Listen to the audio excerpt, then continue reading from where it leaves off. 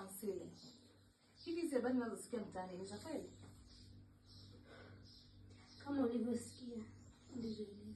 Sasa mbona umekaa hapa ndani na relax? Wewe unataka nifanyeje? Yule mtoto tumpeleke kwenye maombi, atafunguliwa.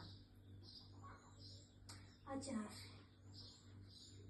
Mimi alafu nitajua nini cha kufanya. Mafansile, hivi mtoto umemzaa kweli wewe? Yaani yule mtoto tumpeleke kwenye maombi, atafunguliwa. Mungu yupo, atasikia. Mbona watu wamepelekwa wengi sana? Jamani, nikurudia na kwa okay. Ngoja tuturudie maombi ya mwisho mpaka ninachoka jamani. Huyu hayo maelezo yake yatakiwa marefu kwanza.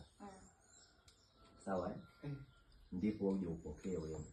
Utamwambia acha. Kuelekeza mwanangu jinsi ya kuchukua binti za sini.